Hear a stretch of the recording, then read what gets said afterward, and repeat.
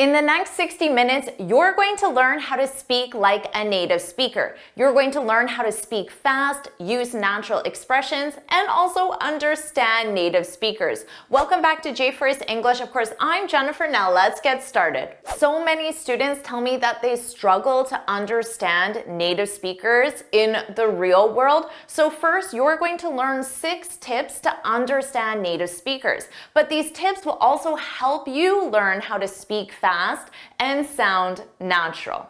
What do you mean she can't make it? Did you hear what I just said?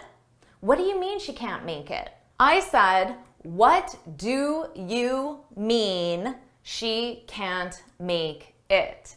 But of course, I didn't say it like that. I said, what do you mean she can't make it? Notice how I said, what do you? What do ya? What do ya? What do you mean? What do you mean?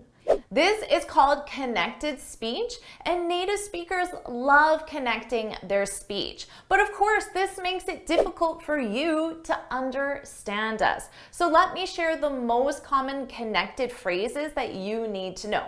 The first one, of course, what do ya? What do ya? What do you mean? What are you doing? What do you want? How do you know she can't make it? Did you catch this one? How do you? How do ya? How do ya? How do you know? What you doing this weekend? Did you get this one? What are you becomes what ya? What ya? What ya? What you doing this weekend? So make it your goal to learn these connected phrases, but for now, focus on the top 3 you need to know. What do ya? How do ya?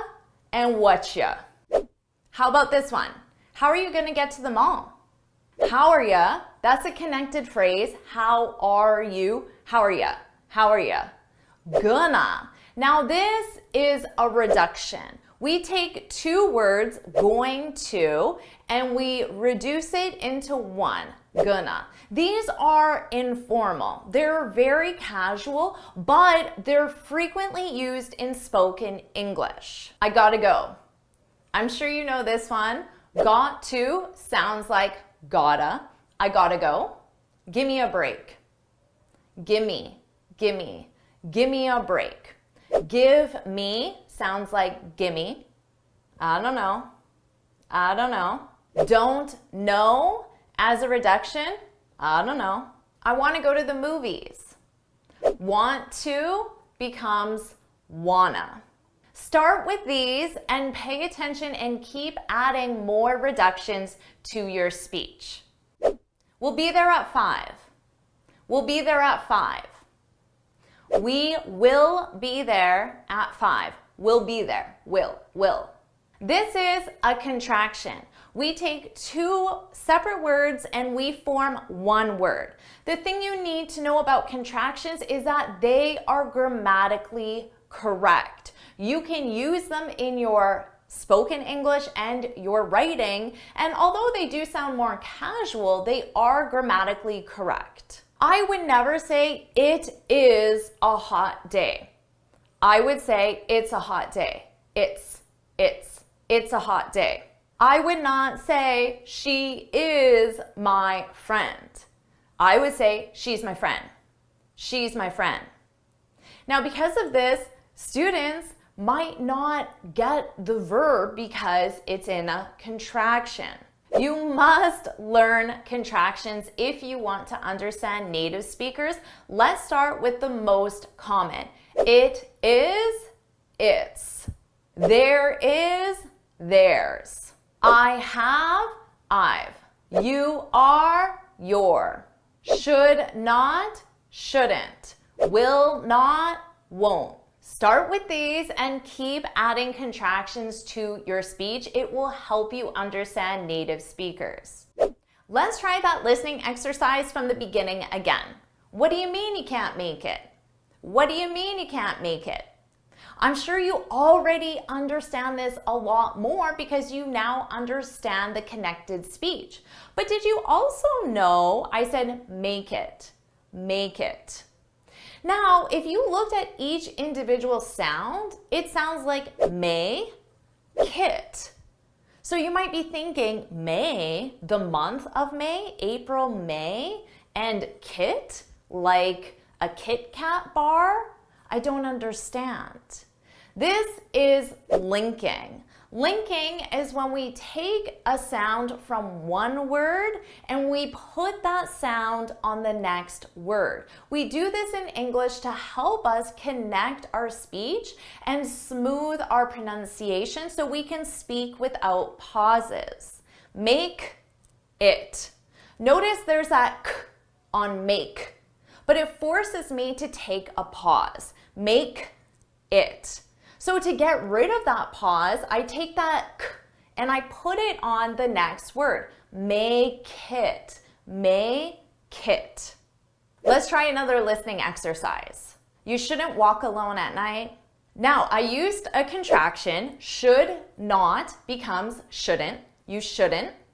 And then I said walk alone. But again, there's that k sound. So I take that K sound and I put it on the next word and it becomes cologne.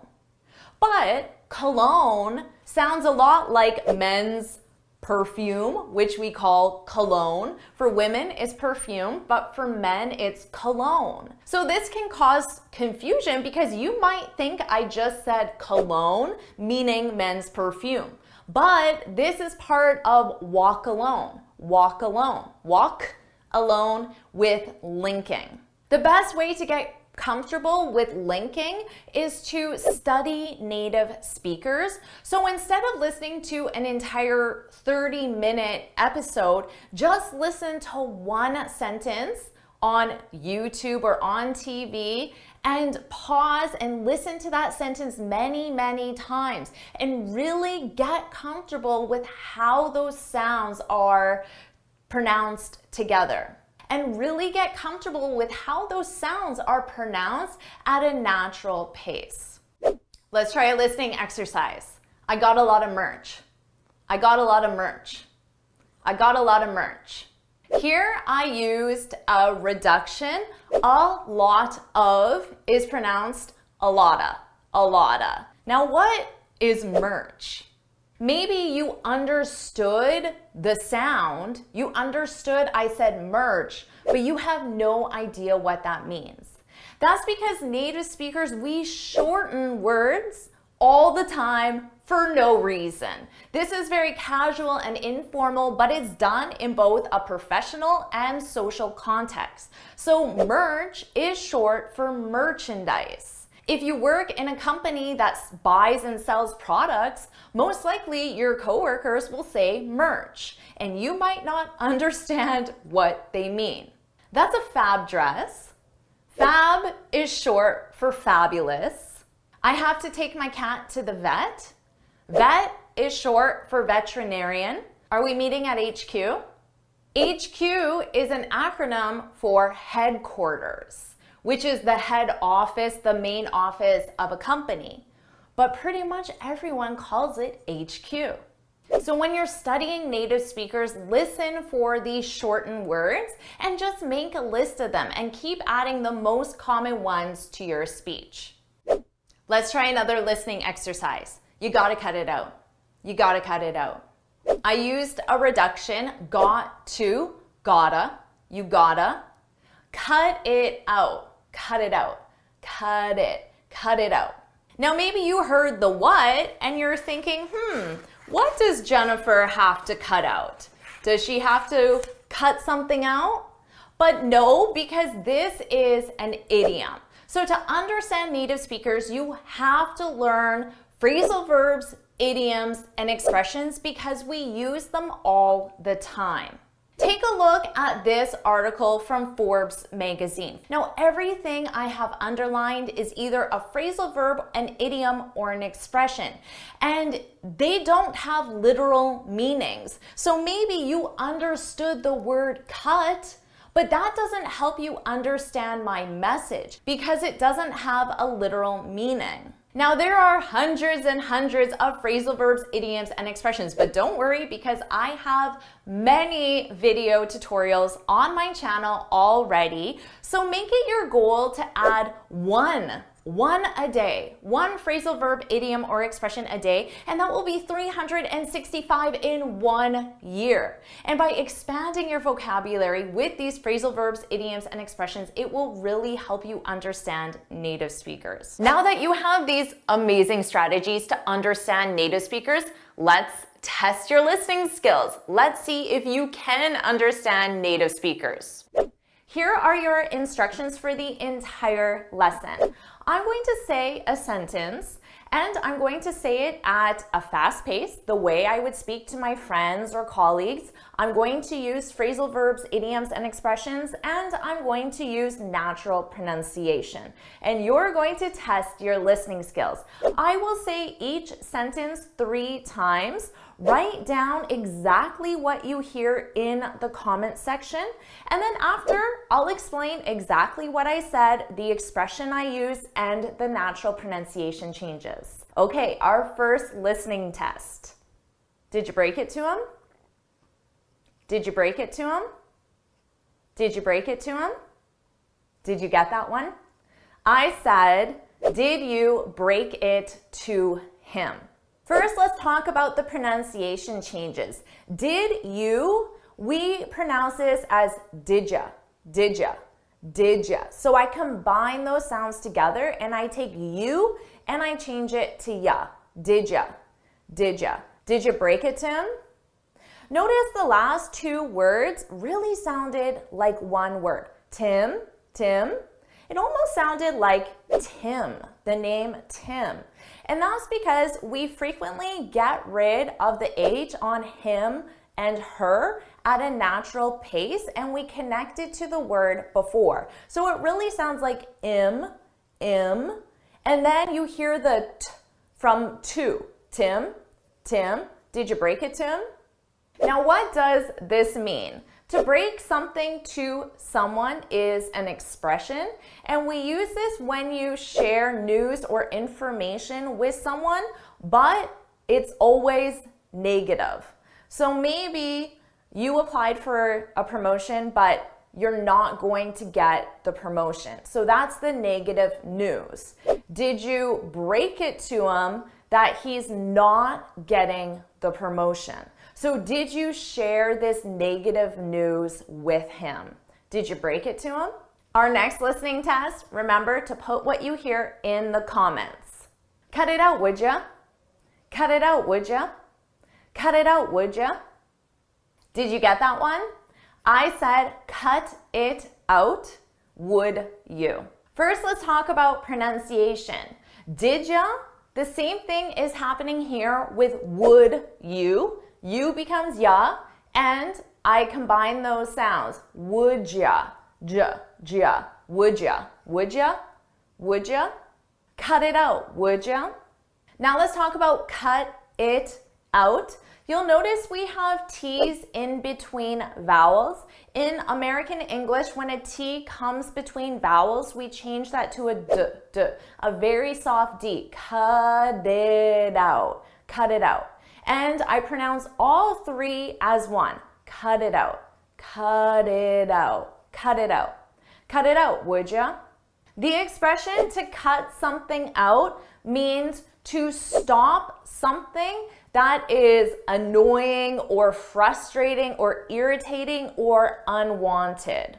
So let's say you're in a meeting for work and in the background your kids are going crazy. They're screaming, they're yelling, they're fighting. This is behavior that is unwanted, frustrating, irritating, annoying, and you want them to stop. So you can say to your kids, cut it out, would ya? Our next listening exercise, write what you hear in the comments. You gotta kick it up a notch. You gotta kick it up a notch. You gotta kick it up a notch. Did you get that one? I said, you gotta kick it up a notch. First, notice how I used gotta. This is a reduction. It's a combination of the words got to, and it's pronounced as one. Gotta, you gotta. You can also say you've gotta, you have got to, but in American English, it's very common to just say you gotta, you gotta. You got to is the same as you have to. Now let's talk about the expression to kick something up a notch. When you kick something up a notch, it's just encouraging you to perform better, work faster, work harder. So let's say you were tasked with assembling 100 boxes. And 2 hours have passed and your boss sees that you've only assembled 20 boxes. And your boss wants to tell you that you need to work harder, you need to work faster, you need to perform better. She can say, you gotta kick it up a notch. You gotta work faster, you gotta work harder. Our next listening exercise, write what you hear in the comments. I'll say it 3 times. Don't let him get to you. Don't let him get to you. Don't let him get to you. How'd you do with that one? I said, don't let him get to you. First, let's talk about pronunciation. Don't let him, let him. Notice again, I take that H off of him, I drop the sound, and then I'm left with im, but I combine it with the word before. Let him, let him, let him. Don't let him. Don't let him get to you. Now I said you at the end. Many native speakers will drop this to ya. Don't let him get to ya, get to ya. Just like we saw with did ya, would ya. But I said you. Don't let him get to you. Now what does this mean? When someone gets to you, it means that you become angry, annoyed, irritated, or frustrated because of that person's behavior. But we can also use this in situations. If you get really angry when you're stuck in traffic, I can say, don't let the traffic get to you. So don't let the situation make you angry, because what does being angry do? It doesn't benefit the situation in any way. Don't let the traffic get to you. Don't let your boss's criticism get to you. Don't let it anger you, frustrate you, or annoy you. Our next listening exercise, I'll say it 3 times. Write what you hear in the comments. What are you looking at? What are you looking at? What are you looking at? Did you get that one? What are you looking at? So here we have a very simple sentence, but it might be difficult for you because of those natural pronunciation changes, how I combine my words at a natural pace. What are you sounds like one word. What are ya? What are ya? So the R just becomes and I attach it to what? What are you? Now, I think I said you, but you can also, again, shorten that to ya, and native speakers commonly do that. So get comfortable with it. What are you? What are ya? What are you? What are ya? But remember, it sounds like one word. What are you? What are you looking at? Here, it's very common to take a word that ends in ing and drop the G sound, that G sound, and just end it on looking at. But notice I combine it with the word that comes next because it's a vowel. Looking at. So instead of looking at, it sounds like nat. And then I combine them. Looking at, nat, looking at. What are you looking at? So how did you do with those listening exercises? Share your score in the comments below. And remember, you are being tested on your ability to understand the words I say, but also the ability to understand what my meaning is. So maybe you understood the words, but you didn't know the expression or the idiom. You didn't know what it meant. So you need both. But don't worry if this was difficult, because the more you practice, the more you study native speakers, the more you add these expressions to your vocabulary, the easier it will become. So now what I'm going to do is I'm going to say each sentence again, and I want you to imitate me and try to say it as closely to the way I pronounce it. And if you're in a private space, I want you to say it out loud. If you're in a public space, well then try this again when you're at home and you can say it out loud. Did you break it to him? Did you break it to him? Did you break it to him? Cut it out, would ya? Cut it out, would ya? Cut it out, would ya? You gotta kick it up a notch. You gotta kick it up a notch. You gotta kick it up a notch. Don't let him get to you. Don't let him get to you. Don't let him get to you. What are you looking at? What are you looking at? What are you looking at? Are you enjoying this lesson? If you are, then I want to tell you about the Finally Fluent Academy.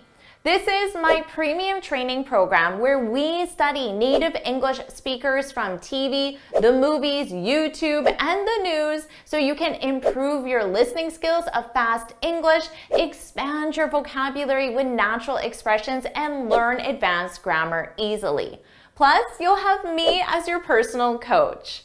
You can look in the description for the link to learn more, or you can go to my website and click on Finally Fluent Academy. Now let's continue with our lesson. If you use all the tips that you've learned, all your new vocabulary and pronunciation, you will absolutely sound like a native speaker. Let's keep going, and now we're going to review an email conversation between me and two friends, and in this conversation, we schedule a dinner together. Here's a picture of me with my two close friends, so you can put a face to the name. On the left, we have my friend Harminder, but she goes by the name Harm, and she's an engineer. And on the right, we have my friend Melissa. She has her PhD, and she is doing a research fellowship. So these are my friends, and we're scheduling a get-together. Let's review the email. Melissa lives in a different city, so she sent Harm and I an email letting us know that she's coming to town and she wanted to schedule a get-together. So let's review this email from Melissa. Hi, ladies. Hope you're both doing well. Spring is just around the corner now. This is a nice expression here. Spring is just around the corner. The expression is to be, so our verb to be, spring is just around the corner. Just is optional, but it is very commonly used. And this means happening soon or almost here. So it's just another way of saying spring is almost here. Spring is happening soon. You can use this expression in any situation. In a work context, you could say our annual reviews. Now notice I'm using are because reviews is plural, so we need to conjugate our verb to be. Our annual reviews are just around the corner, which means happening soon. Now notice, we don't put an S or make corner plural. We only conjugate our verb to be. Everything else remains the same. So if you think about any event, you could use this expression. My vacation is just around the corner. That could be a good one to use. All right, let's continue on. Spring is just around the corner now. Just wanted to give you a heads up. This is a great expression here. To give someone a heads up, let me write that out. To give someone a heads up. To give someone a heads up. This is when you give someone advanced knowledge or information on a specific topic. So knowledge, information on a specific topic. So in this case, a specific topic is that I'll be in Ottawa, where Harm and I live, in a few weeks. So the actual event is happening in a few weeks, 2-3 weeks. But she's letting us know now. So she's giving us the knowledge, the information in advance so we can plan ahead, so we can look in our calendars and make sure we're free. So you might say to your boss, Just a heads up that our annual reviews, is that what I said? Annual reviews? Yeah. Just a heads up that our annual reviews are just around the corner. Just around the corner. Now, because I use just in the expression, I might get rid of it here, but it is common to use just a heads up. But you could just say heads up that our annual reviews are just around the corner. Heads up. Heads up. So I'm letting my boss know now so he can prepare for it. So very, very common expression. So she'll be in Ottawa in a few weeks. She gave us a heads up. I would love to see you if you aren't somewhere warm and tropical. This is a little joke because Canadians frequently go on vacation in the winter to a tropical place because it's so cold in Canada. So this is just a little joke. Okay, let's continue on with Melissa's email. If you happen to be available on Saturday, March 18th, that would work perfectly. Let's take a look at this expression. We're using the verb happen, but it's followed by an infinitive. If you happen to be available. This means to do or be by chance. So for example, if you happen to see Maria, can you give her a heads up that the annual reviews are, what's our expression? Are just around the corner. This is a very long sentence, but I wanted to use all of our expressions. So let me just put this up here. There's no room. If you happen to see Maria, so happen and then our infinitive. This means that you're not planning to see Maria. It just happens by chance. Okay, so you don't have a meeting scheduled with Maria.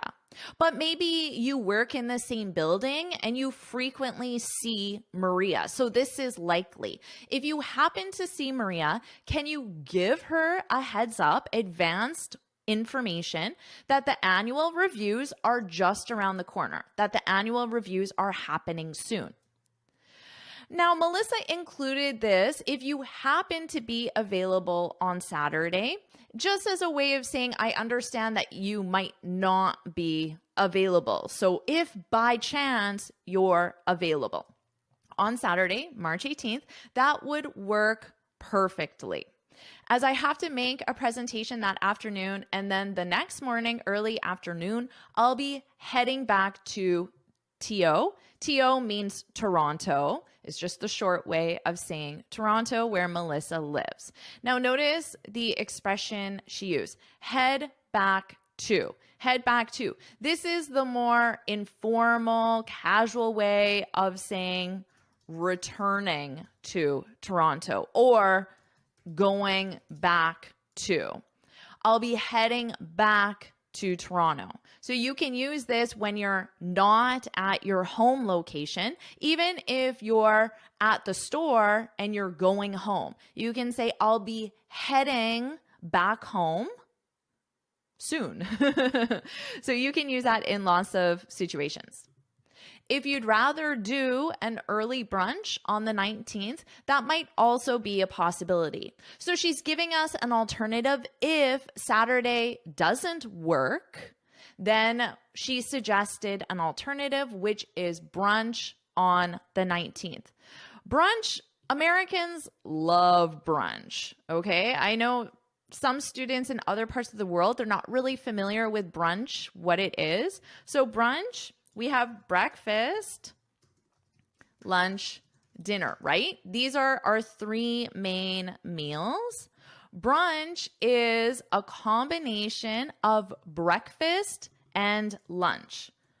So brunch, that's why we take the unch from lunch, but we put the B from breakfast, brunch. So it's a combination of breakfast, lunch, food items.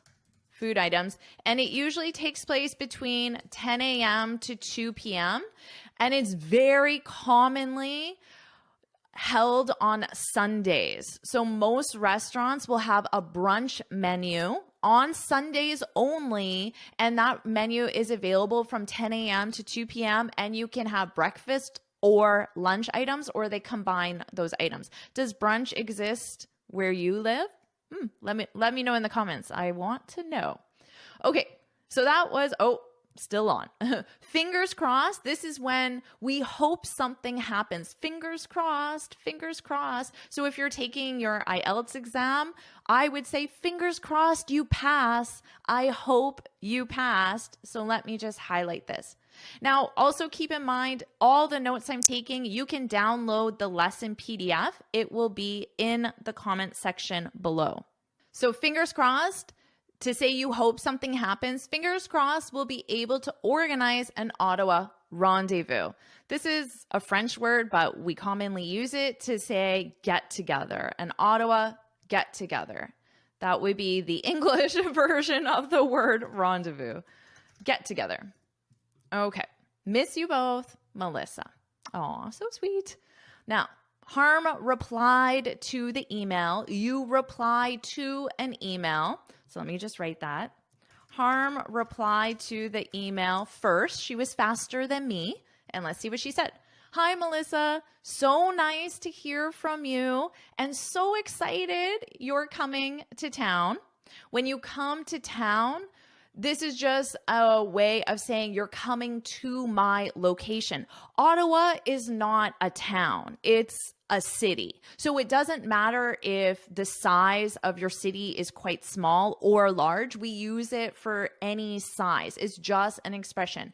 Coming to town means coming to the place where you are. Okay. Sunday brunch would work best. Okay, so Harm wants to have Sunday brunch, but also I can make Saturday work too. So Harm prefers Sunday, would work best, work best. I hope you're noticing these expressions, work best, but I can also make Saturday work too. All right, that's from Harm. Now, from me, then I reply, that's awesome. I'm so glad you're coming. So my that's awesome, well, it's explained right here. It's the fact that Melissa is coming. So that's awesome. You could use a different adjective. That's amazing. That's fabulous. That's wonderful. These are some alternatives. I like the word awesome. That's the one I always use. Notice the contraction. That is, that's awesome. So just to express good news, that's awesome. So if you told me you passed your IELTS, that's awesome. I'm so glad you passed your IELTS. I'm so glad you're coming to town. You're coming. I'm actually the opposite of Harm. Difficulty here. I'm being difficult. So what was Harm? Harm wanted to meet for Sunday brunch. She said that would work best. But I'm saying, actually, I'm the opposite. So that means Saturday works best. Saturday works best for me. Okay. I write it right here. I'm the opposite of Harm, LOL, laugh out loud, right? Saturday would be best. Notice in our messages, we commonly use would be best just to express that hypothetical. But I could also say Saturday works best for me. I didn't write it, but you can definitely include that. You can even include it here. Saturday would be best for me.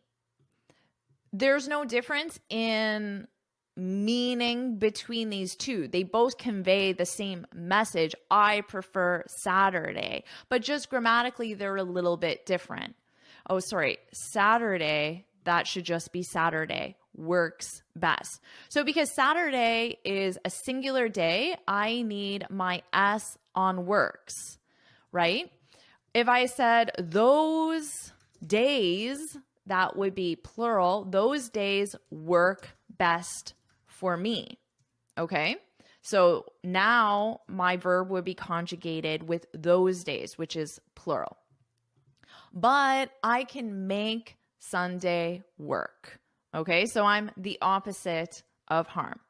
So because Harm and I don't agree, we don't see eye to eye, that's a good expression, I turned it to Melissa to make the decision. What's best for you, Melissa? Oh, kind of sneaky of me. I put Melissa in the difficult position of having to decide. What's best for you, Melissa?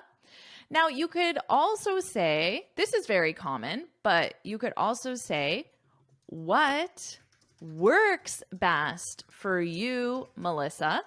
Or I could say, what would be best for you, Melissa? All of these have the exact same meaning. So some nice alternatives for you.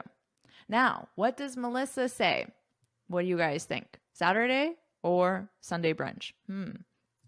Hi, Jennifer and Harm. Saturday evening, the 18th, would be ideal as I won't have too much time the next morning before my train. Okay, so she will be rushed on Sunday, so it would be difficult for her to have brunch.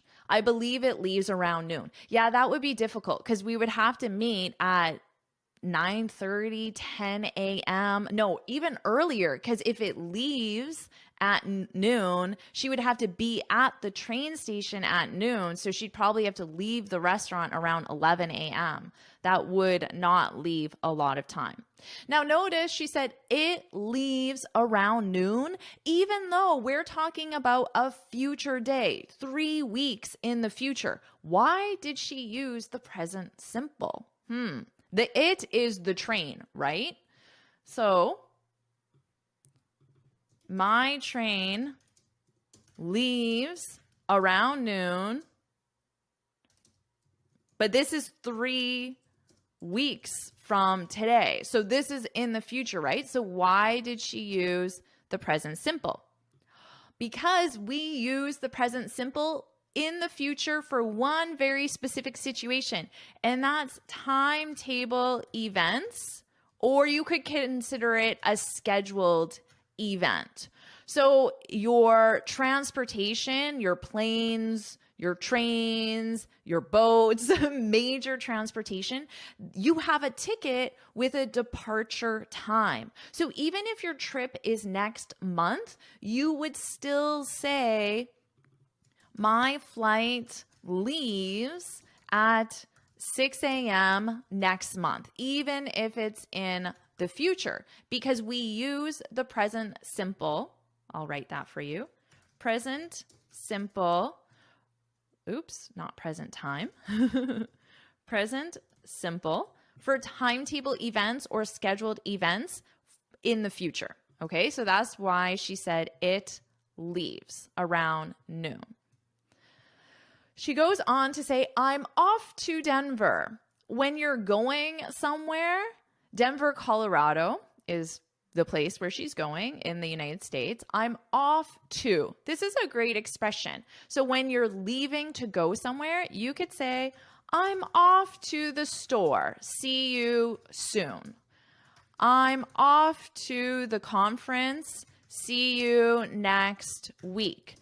Okay? I'm off to, and then the location where you're going. This is an excellent expression. Now notice the verb to be, because if it is you and your friend or coworker, you would say we are, which I would write as a contraction. We're off to the conference. See you next week.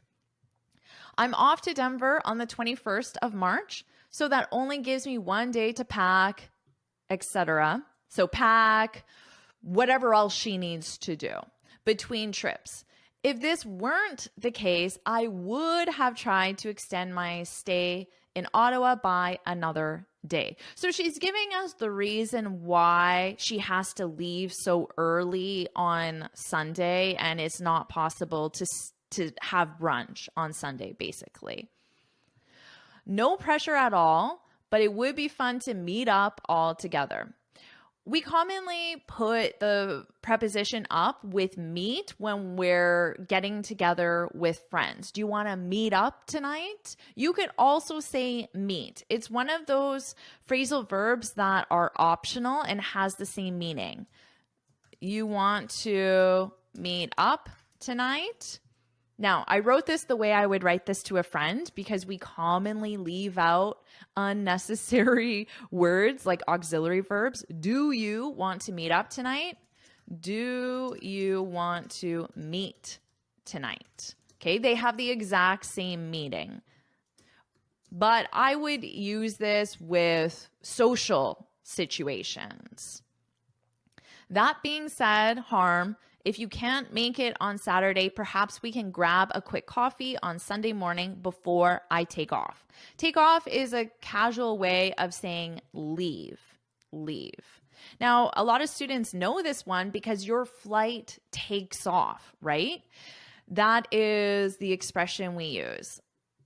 My flight takes off around noon. My flight leaves around noon. And notice this is in the present simple because it's a scheduled event. Grab is a common casual way of saying have. We can have a quick coffee. We can grab a quick coffee. It's a casual way. We commonly use it though with friends or in casual social situations. Whatever works best. And remember, I told you optionally, you can say whatever works best for you, or in this case, because she's talking to Harm and me, she could say you ladies, whatever works best for you, whatever works best for you ladies, to include both of us, but whatever works best for you. I'm so excited to see you both. All right, so what do we do? Do we get together on Saturday or Sunday? So this is from Harm. Sounds great. I'm in for Saturday night. So Harm changed her mind and she decided she can meet up on Saturday night. Notice, I'm in for Saturday night. This is a casual way of accepting something. Do you want to go to the movies tomorrow? Sure, I'm in. So it's just a very casual way of accepting a casual social invitation. I'm in. Looking forward to seeing you ladies. Now notice, to and then our verb ing, because to is functioning as a preposition and we use gerund verbs after prepositions. I see a lot of mistakes with this expression, even though it's one of the most common expressions in English, but I see mistakes. Looking forward to going on vacation. I had to think of something that I'm looking forward to. Looking forward to going on vacation. Looking forward to buying a new car, whatever it might be. And then I should point out, because it's not included, it's I'm. So it's to be looking forward to because it's taking place right now. I'm looking forward to buying a new car. So don't forget that gerund verb. So Harm's in for Saturday. And what do I say? Awesome. How about Fluent Cafe in the market? The market is an area in Ottawa. Okay, so this is just an area of the city. It's called the market, area of the city.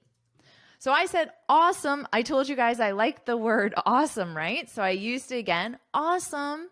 How about? I'm using this to suggest. How about Fluent Cafe? So we're meeting for dinner on Saturday night. I'm suggesting a restaurant. It's a Middle Eastern restaurant called Farouz Cafe in the market. And then I shared the menu so they can look at the menu and see if they want that type of food.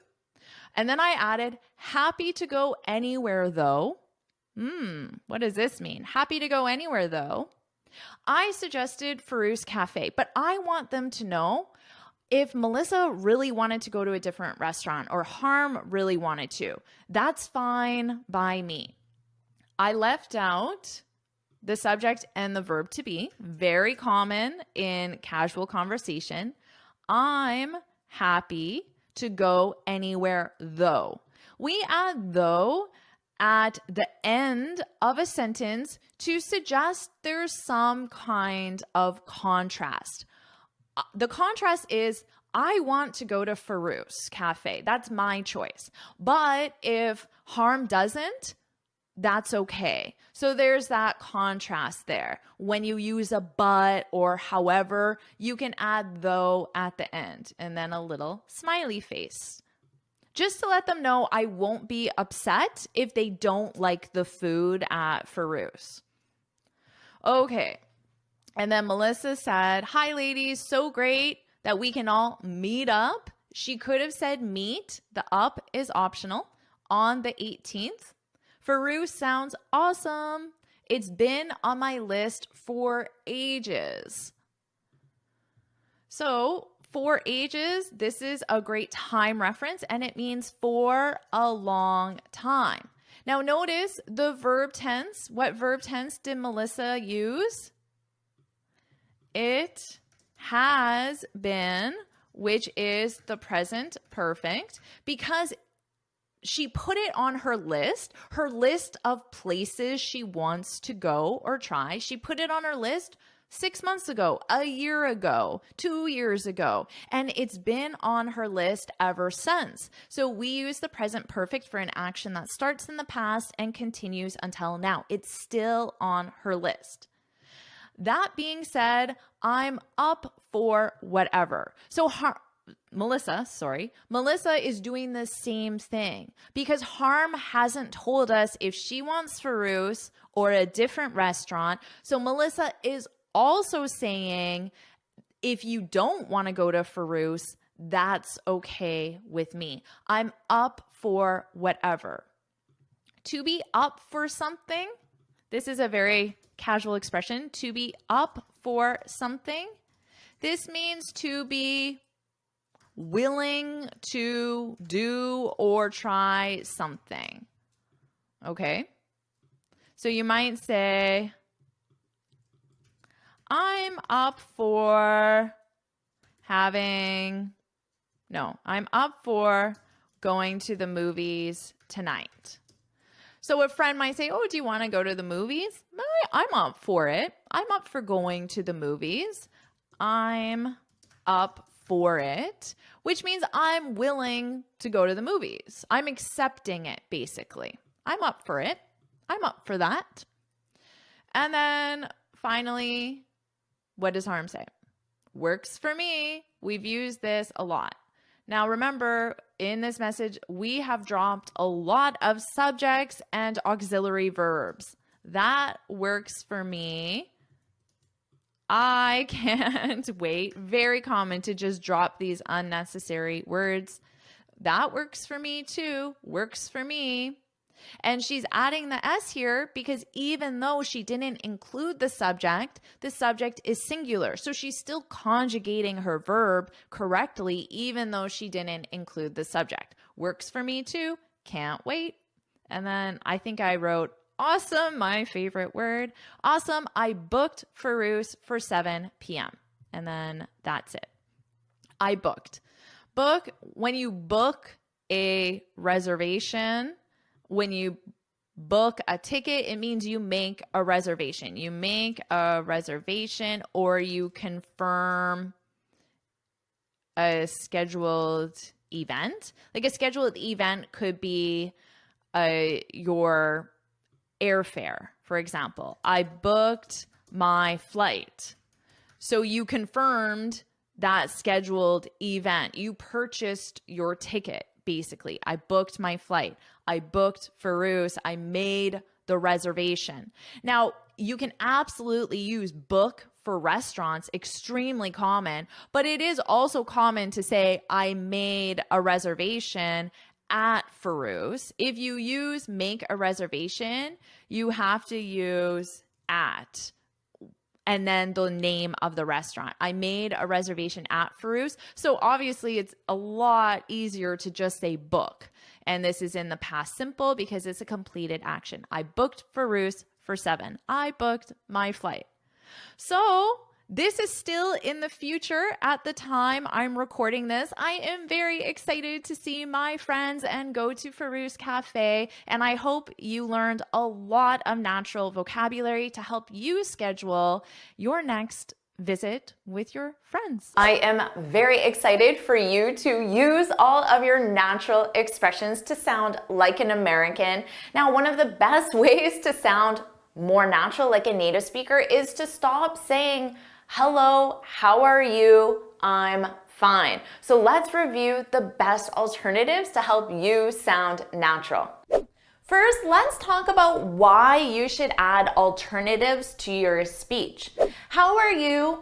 I'm fine is absolutely a greeting in English, and native speakers use this greeting, but we use it more as a pleasantry in situations where it's more obligated to interact. For example, if you're waiting in line at the grocery store or when you're being served at a restaurant, the waiter or waitress will say, how are you? And you reply, I'm fine. It's just an expected interaction, but you don't actually tell the person how you are. So we only really use it in these situations. When we're interacting with our friends, our family, our coworkers, and more social situations, native speakers do not say, how are you? I'm fine. The most common alternative is to say, how are you doing? How are you doing? How are you doing? So notice, I'm changing this into the present continuous. How are you doing? It's a very small change, but it will make you sound so much more fluent and natural. How are you doing? Now to answer, you can say I'm doing plus adjective, doing plus adjective, I'm plus adjective, or simply the adjective. Now let's talk about the most common adjectives you can use to answer, starting from the most positive to the most negative. I'm doing amazing. I'm awesome. Doing fantastic. Are you kidding? I'm fantastic. Incredible. Wonderful. Super. Or never better. You could also say, I've never been better, but to shorten that, never better. Fiona, I've never been better. And after you answer, you can say, and you? What about you? How are you doing? I created a free lesson PDF that summarizes all the expressions from this lesson, so you can look in the description or comment section for the link to download the PDF. For more neutral adjectives that mean not amazing but not terrible, you could say, I'm doing pretty good, so far so good, doing okay, I'm all right, not too bad, not bad, not shabby, I can't complain, I have no complaints, I'm hanging in there. And sometimes you're just having a bad day. So let's talk about some more negative adjectives. I've been better, not the best, not great, I'm not too good. Hopefully you only need to use the positive adjectives. Now this lesson is to help you sound like a native English speaker. I have an entire program called the Finally Fluent Academy, and in this program you will study native English speakers to improve your listening skills of fast-paced English, and you'll add the most common phrasal verbs, idioms, and expressions to your speech. You can look in the description and the comment section for the link to get started. Another very common way to say, how are you? And my personal favorite is, how's it going? How's it going? To reply, you would say, it's going plus adjective, going plus adjective, or simply adjective. And you can use the same adjectives we've already discussed. How's it going? It's going great, thanks. And you? How's it going? Another common alternative to how are you is, what have you been up to lately or recently? What have you been up to lately? Not too much. I've been busy at work. What about you? The most common way to answer this is to say, not too much. Not too much. But then you can add on what you did, so the past simple, or what you've been doing, so the present perfect continuous. Not too much. Last week I moved, so I've been busy decorating my new apartment. Some more casual alternatives to this expression are, what's new? What's new and exciting? What's happening? And a more slang expression is, what's shaking? So what's new and exciting with you? Well, I started a new job a few weeks ago, so I've been pretty busy settling in. And there's one very common slang expression that you can use as an alternative to this greeting, and that's, what's up? What's up? Or you can even shorten this and simply say, sup, sup. If you want to sound like a very cool, young native English speaker, you can say sup. Sup. Well, what's up? Sup? Sup? Hey, sup, bruh? Sup. But I don't say that. I say, what's up?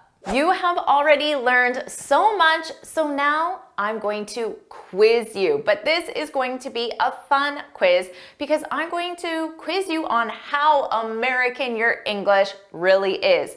Let's find out how well you know American cultures, traditions, and vocabulary. Question 1, what would an American English speaker call this?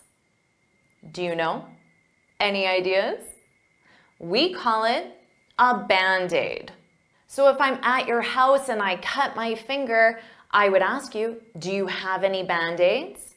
Now this is a bandage, but American speakers always call it a Band-Aid because that's the brand name. The most common bandages are by the brand Band-Aid, so we just call it a Band-Aid. Question 2, a related question. And make sure you're keeping track of your score and you can share your score at the end. Question 2, related question. What is a Band-Aid fix? Speaking of Band-Aids, what is a Band-Aid fix? Any ideas? A Band-Aid fix is a temporary solution to a problem. This is an idiom in English that uses the word Band-Aid.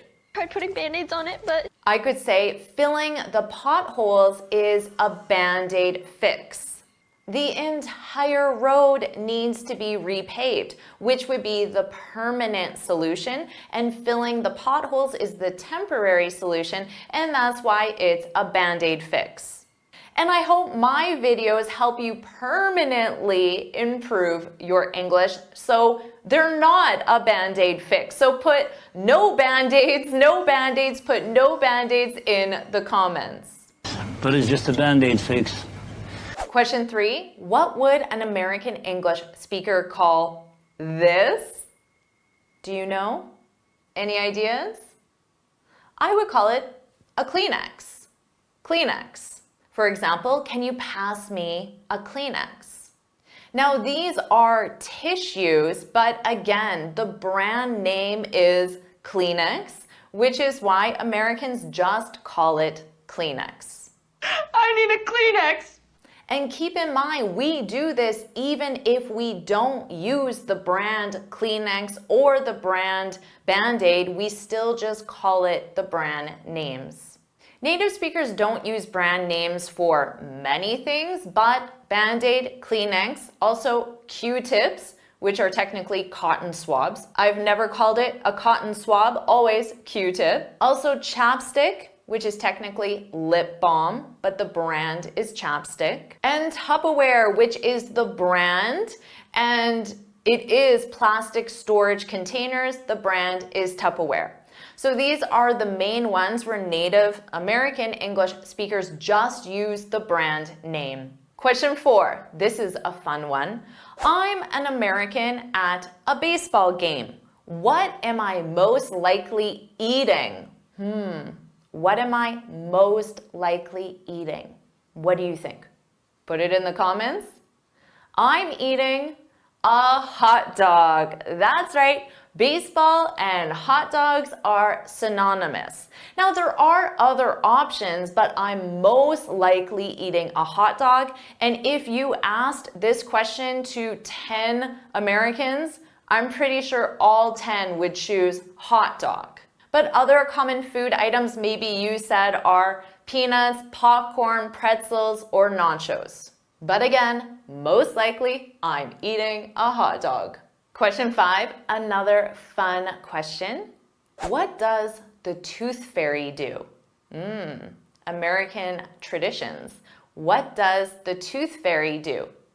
Any ideas? The tooth fairy takes your tooth from under your pillow and leaves you money in return. This is, of course, for little kids when they lose their baby teeth. They take that tooth, they put it under their pillow, and they're so excited because when they wake up in the morning, the tooth fairy has left them money. And of course, the mom and dad are tooth fairy, but the little kids, they believe in tooth fairies until, of course, they grow up and realize it was their mom and dad leaving them money. Does that tradition exist in your culture, or does that sound super weird to you? The idea of putting your tooth that fell out of your mouth under your pillow and then waking up in the morning and getting money. Does that sound weird? Because traditions can definitely sound weird if they're not part of your culture. But of course, to me, that sounds totally normal, and it was a part of my childhood. So what's your score so far? Let's move on. Question 6. If I ask you to complete a task, what two words should you use to accept that task? Any ideas? Let me give you a hint. Will you do me a favor and subscribe to my channel, like this video, and share it with your friends? And to accept this task, 2 words. What can you say? Will do. Will do. Will do, Jennifer. Will do ASAP, as soon as possible. You can do it right now. Just click subscribe and like. Or if you want to sound super American and very confident, you can reply back with 1 word and say done. Done. Because you're expressing it as if you have already done it. So you're putting it in the past tense to show how confident you are that you accept and will do this task. But remember those 2 words, will do. Question 7. If I'm starting to get angry because I'm hungry, I'm hangry. You knew this one, right? I've taught this to my students in many different videos and shorts as well. I'm hangry, which is a combination of hungry and angry. Someone's hangry. I'm not hangry, Tito. Question 8, another culture and traditions question. What do Americans most commonly eat on Thanksgiving? Do you know? Of course, it's turkey. Turkey is synonymous with Thanksgiving. In fact, a lot of people call it Turkey Day. If you Google Turkey Day, it will tell you the date of Thanksgiving. Question 9, what does let's Uber it? Let's Uber it. What does let's Uber it mean? Any ideas? This means Let's take an Uber. So notice how I'm turning Uber, which is a noun. If you're not sure, Uber is an alternative to a taxi. I'm taking Uber, the noun, and I'm using it as a verb. Native speakers love using nouns as verbs. So instead of saying, I sent you an email, a native speaker will say, I emailed you. So using email as the verb. I'll call you on WhatsApp later. WhatsApp is the noun. I'll WhatsApp you. Using WhatsApp as a verb. Native speakers, we love doing this. But we only do it in specific situations with specific nouns. So for now, just use the 3 I taught you. And finally, question 10. How are you doing with this test? Question 10. If I answer, it's going great. What question was I asked? It's going great. What's the question? The question is, how's it going? How's it going? Great. Going great? It's going great. Those are the 3 different ways you could answer. And of course, instead of great, you can choose whatever adjective you'd like. Amazing job. Now I want you to get out there and have fun speaking like a native speaker. Do you want me to share more lessons just like this? If you do, then put more, put more in the comments below. And of course, make sure you like this lesson, share it with your friends, and subscribe so you're notified every time I post a new lesson. And you can get this free speaking guide where I share 6 tips on how to speak English fluently and confidently. You can click here to download it or look for the link in the description. And this lesson will also help you sound like a native speaker. Make sure you watch it right now.